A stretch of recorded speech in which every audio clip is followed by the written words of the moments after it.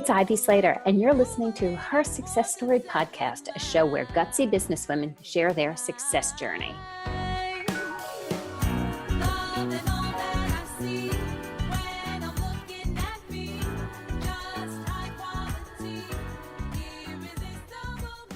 Hi, this is Ivy Slater. Welcome to today's episode of Her Success Story.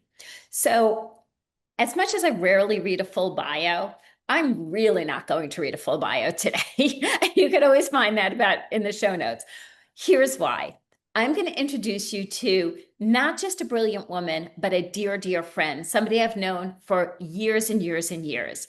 Dr. Sherri Greene is Sherri, I can't even see podiatrist. As a podiatric medicine, podiatric surgeon. Physician. So, listeners, I'm going to truly bastardize this. Dr. Sherri Greene has been a podiatrist for many, many years. We met through a women's networking group many years ago. I've been a patient of hers.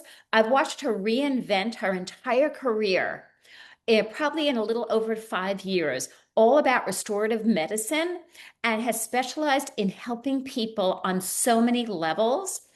Sherri is a believer, as I am a believer, in the strong connection between Eastern and Western medicine. In this way, she has truly taken what she does today in a very unique way that specializes in helping men and women, a strong emphasis to women, I will say, who are tired, who we have health issues going on, that we have menopause going on. She started with my feet, but she has truly helped me with my whole life. So Dr. Sherri Greene, thank you for joining me today on Her Success Story.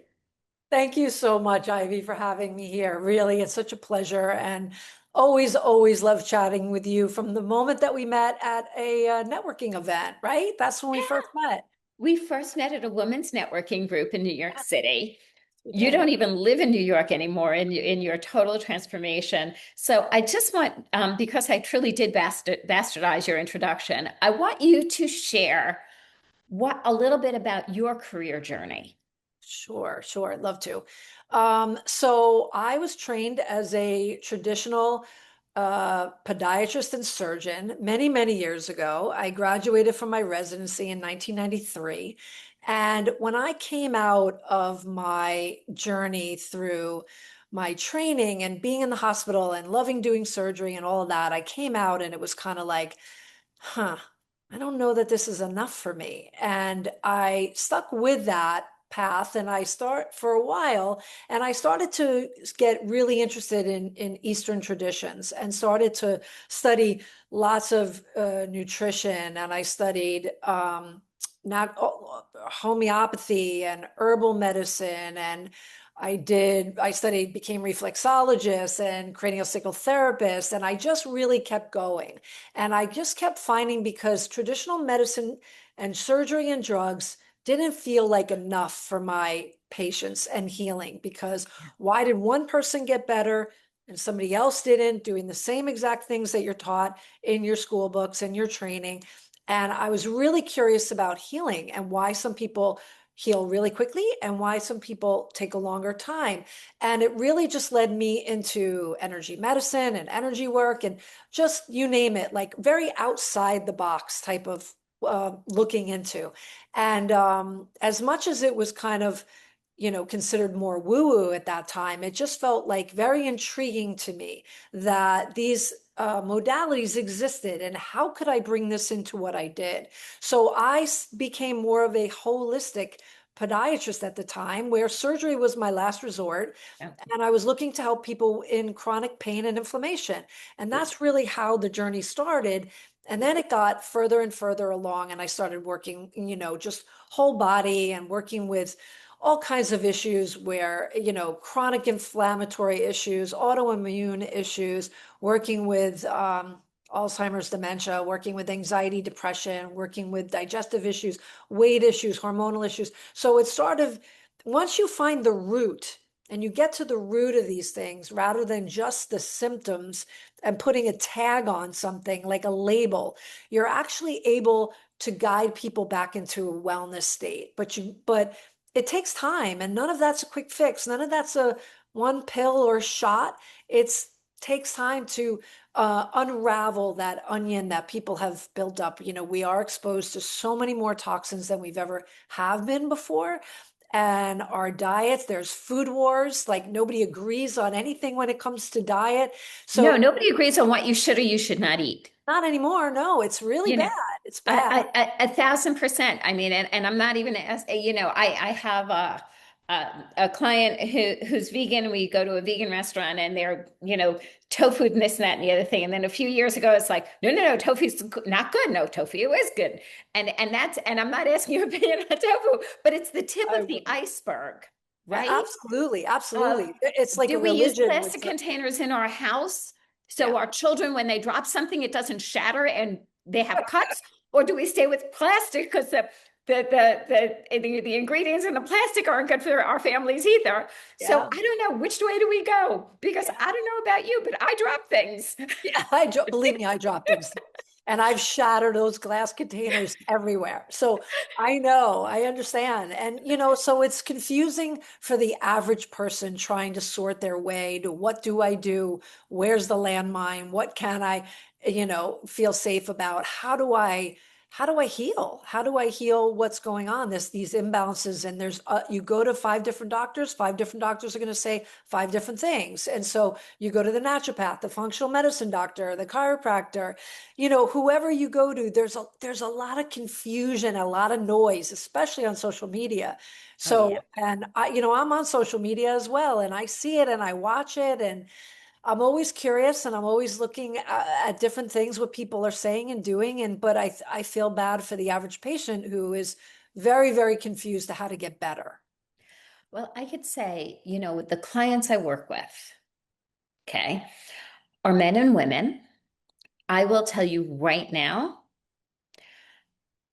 and this is scary because this is the real world, right? My women clients are struggling with a variety of age-related women things, whether you're looking at perimenopause, hot flashes, this, that, and the other. Our bodies are shifting and changing. Yep. We take on an enormous amount of responsibility. Yep. So we are consistently trying to not be tired. Yes. Okay. Yes. And I hate to put it that way, and I will put it that way. Like our fight as a women is, how do I feel well? Because I'm so tired. Yeah. I have so much going on. I'm moving so many pieces. And my male clients are dealing with other health issues, very Yes. honestly, because this seems to be part of the life we navigate. And if it's not us directly, it's within our families. Yeah. Yeah. And so And then we're we rely, managing it. yes, and then we rely on stimulants to get us where we need to go because we're not functioning and we are so exhausted.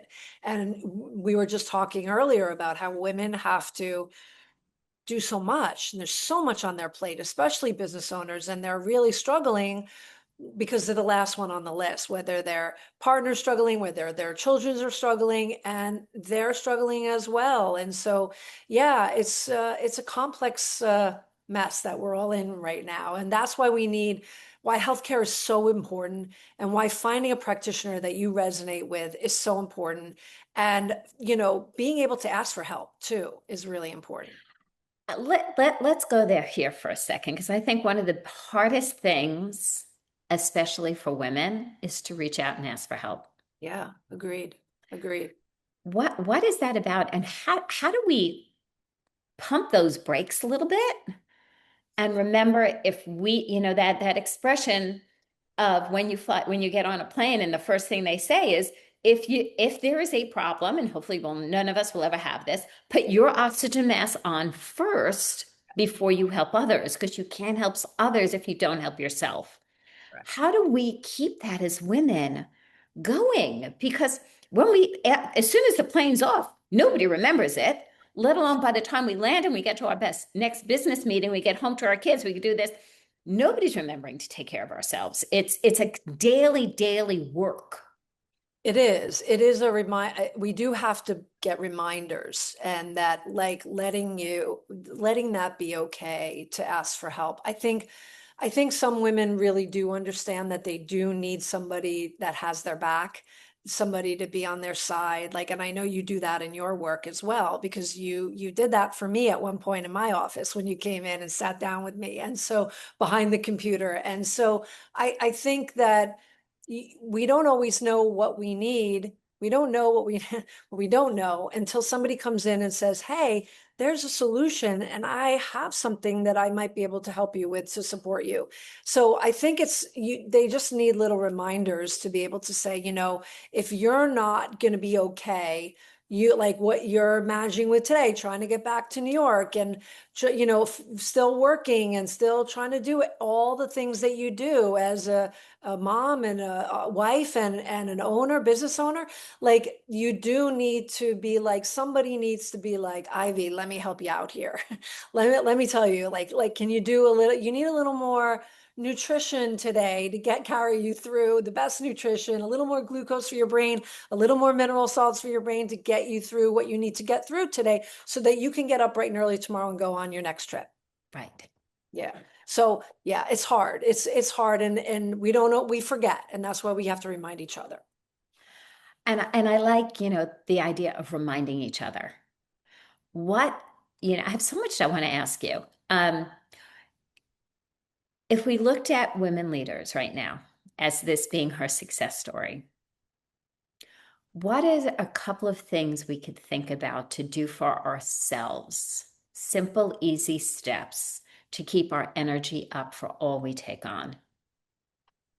Yeah, that's, to me, when you have the right nutrition in place, that to me fuels the energy that you need throughout the day. And that's where it gets conflicting about, like, do we need more protein? I think we are protein obsessed right now.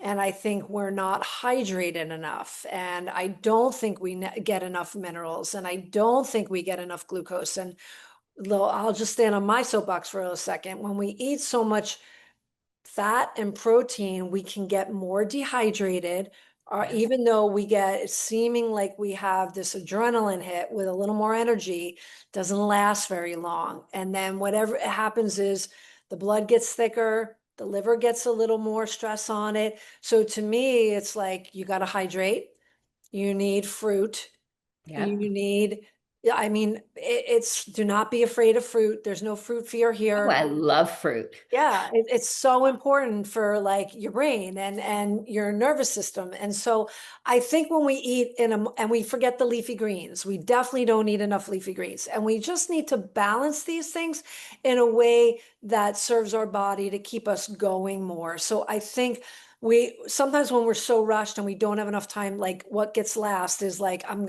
my diet, I'm gonna grab that protein bar, I'm going to grab like a sandwich, or wherever somebody is, or a cup of coffee to get me going, a piece of chocolate that gets me keep going. I think when we have more nutrition on board in a very balanced way, I'm telling you, you can go for so much longer than you ever thought. I agree with that. And I think about it because I think about for myself, like what I have changed to work with me. Yeah, And I think one of the things that you've encouraged me to do is to listen to my body, yeah, you have to. and we forget. We do. I mean, because we're not in our bodies when we're rushing around, we're not really in the body until we remember, like, okay, I got to get grounded a little bit here. But we're not, and we're just going from task to task to task. And so sometimes it's hard to listen to what your body needs. You feel pain, you could feel pain, that's for sure, but you don't always listen to those little soft whisperings of what the body needs. And maybe it needs to just slow down for a minute, Yeah. slow down, sit down at a table and slowly eat a meal or something like that when we can. But we do it to a point. But I think it's definitely a missing piece. And then what happens is this whole cascade happens where the next thing you know, you have a diagnosis of something, right? You have to go, like, oh, I'm finding a lot of women are bleeding later in life when menopause, and then they have to go get ultrasounds and they have to go check out what's going on. Why is this happening? And so I think there's so many little things that I see today that I never used to see. And It's way, way, way more than chronic pain and inflammation, but it is, it's loud. It's loud, and people are immune systems are tanked, and they're more easily picking up a bug here and there, and there's so many more bugs that are flying around now these Are you days. kidding? I don't know. There's so many people I knew this whole past winter I bet. that was struggling with, what started as a common cold in quotes, Yep. lingered for weeks and weeks, came up. I thought it was better. It went away. Yeah, but this is consistent across the board. It is. And this is one of the things that I work on with people a lot is how to get your immune system stronger. What do you need to do on a regular basis? And what do you need to take on a regular basis to keep your immune system strong so that you can ward off? And if you did get something, you knock it out as quickly as you possibly can and don't let it resurface. Because a lot of times what people do with when they pick up a bug and they start to feel better, they think they're better and they get right back in. And They get tanked again because they weren't fully done with it. So yeah, it's important. so I want to ask you this on another side. Yeah. You've owned a business for years, right? You owned your podiatry practice for many, many years. You own the company that you're presently leading, which is, this combination of when I think about you, Sherri, I'm like the combination of Eastern and Western medicine all in one, and it helps us. Yeah. And you don't have not just run this business, but you've been a leader of building a community around healthcare. Yeah. What has surprised you? Um, let's see. I've always felt like I was a bridge between conventional medicine and alternative medicine. And as much as people want this approach right now, what has surprised me the most is the resistance from conventional medicine doctors not being more open. Right. So I deal with a lot of patients because I see people all over the United States and outside of the United States on Zoom calls all the time, and they all have practitioner doctors in their respective countries, states, and a lot of them are so not open to what their patients are doing. And Wow. they kind of shut it down a lot. And so patients find a problem finding a doctor that's really open to what they're wanting to do for their body and how they want to do it. And especially when people want to go plant-based or they want to do something really different, right? So don't have as much support. So that's probably, I thought we would have come a little further, I Yeah. guess, with that. And now we just have more polarized anger in medicine, I think, than anything. And that's probably surprised me the most. I mean, I'm thrilled about the path that I've chosen to walk and that my frustration with conventional medicine on the beginning and decided to go really outside the box. I'm really happy. It's not been easy. It's, a lot of pushback in many, many ways, but I'm really proud of the steps that I've taken to go outside and do something different. Um, as a woman leader yourself, a business owner, what would you suggest when women are listening to her success story today? What would I What say? would you, Just what would you, right? What would you suggest? What tips or advice do you have for women who you took a career, you took going through medical school and the whole thing, and then you turned it on its axis about how many years ago? Oh my goodness. I've been in practice for over 33 years and I started early on, maybe within the first 5 years that I started to make a slow turn, slow turn. And then over the path, like I would say when it came to 2016 is when I made a really big shift.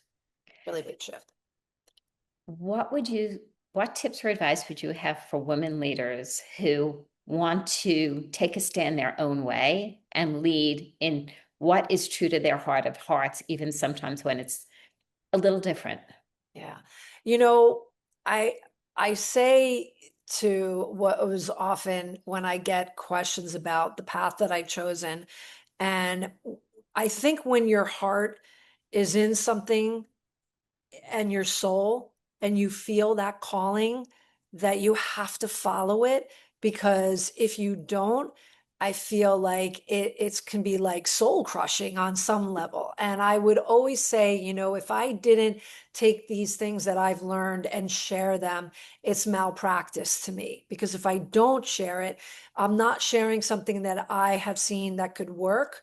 Rather, if I was nervous about what anyone else said or thought, that it's really, in my mind, it's malpractice. So for me, it's like you have to follow where your calling is. And if you don't, you're gonna regret it in the long run. You'll just feel it within your whole being, your heart, your spirit, and your soul if you don't follow what that calling is.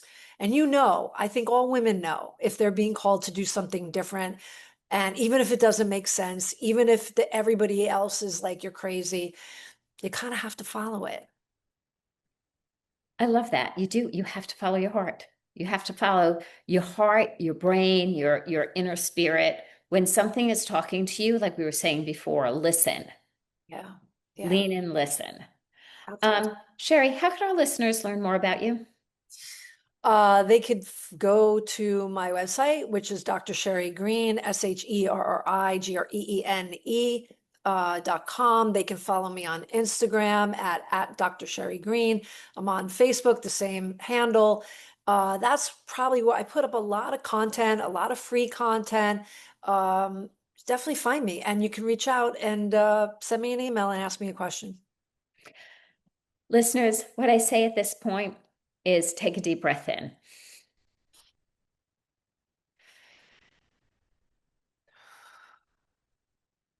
Identify one takeaway from the conversation that Sherri and I just had. Don't say, oh, well, this was interesting. And this was, yes, everything was interesting. But identify one for yourself. Jot it down somewhere. It doesn't matter if it's on your phone or a piece of paper. There is no judgment here. Here's the key, though. Make a decision on one action you're going to take from that takeaway. Every week you tune into her success story, I promise you, you will have an action. And from being in action, whether it be your whole health, your business, your career, whatever it is, give yourself that blessing and give yourself that chance for growth. Thank you for joining Sherri and I today. Sherri, thank you. I adore you as always. And I continuously follow you on Instagram is my methodology because I love your content. Uh, Listeners, stay tuned. We have more great episodes coming your way next week. See you soon.